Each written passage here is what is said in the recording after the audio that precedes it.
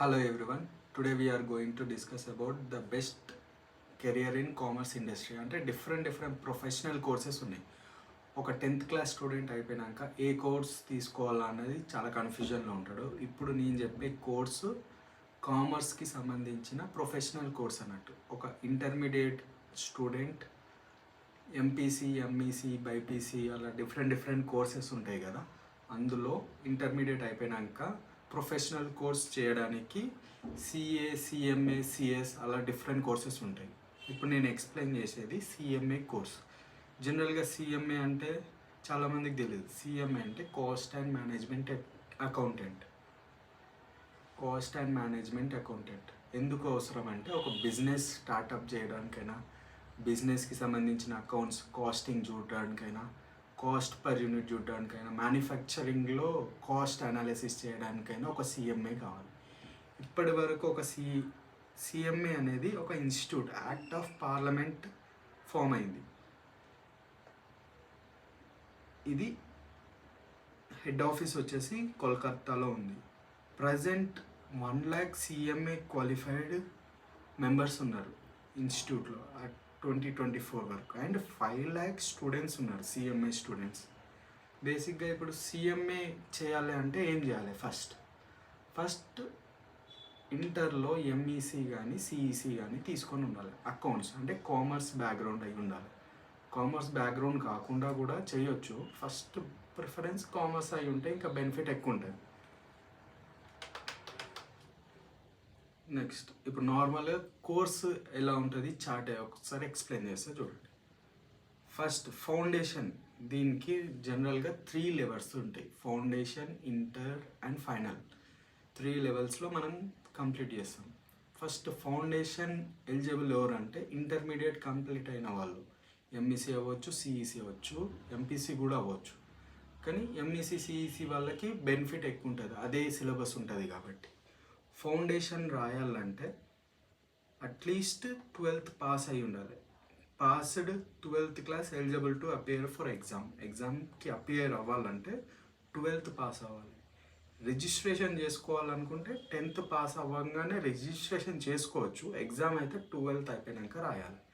And ఒక్కసారి మీరు qualify అయితే నెక్స్ట్ ఇంటర్మీడియట్ అండి, సెకండ్ లెవెల్ అన్నారు కదా, సెకండ్ లెవెల్కి రిజిస్టర్ అవ్వాలి. ఎగ్జామ్ అటెండ్ అయ్యే కన్నా ముందే స్కిల్ ట్రైనింగ్ అని 140 కోర్స్ ఒకటి ఉంటుంది.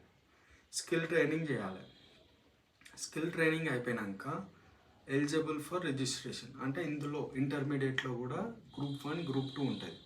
ఈ సబ్జెక్ట్స్ గురించి మనం తర్వాత డిస్కస్ చేద్దాం. జనరల్గా గ్రూప్ 1, గ్రూప్ 2 ఇంటర్మీడియట్లో ఉంటుంది. ఫైనల్లో కూడా గ్రూప్ 1, గ్రూప్ 2 ఉంటుంది.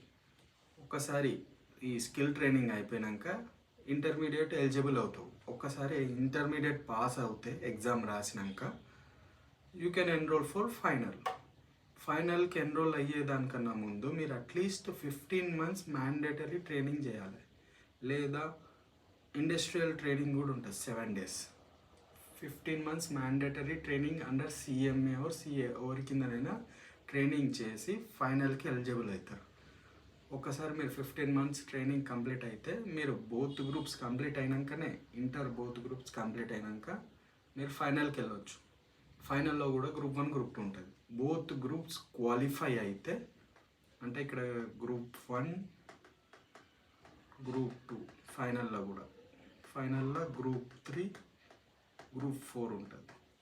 ఈ బోత్ 4 గ్రూప్స్ క్వాలిఫై అయితే ప్లేస్మెంట్ ఉంటుంది. ఇక మెంబర్షిప్ అనేది మీకు వస్తుంది.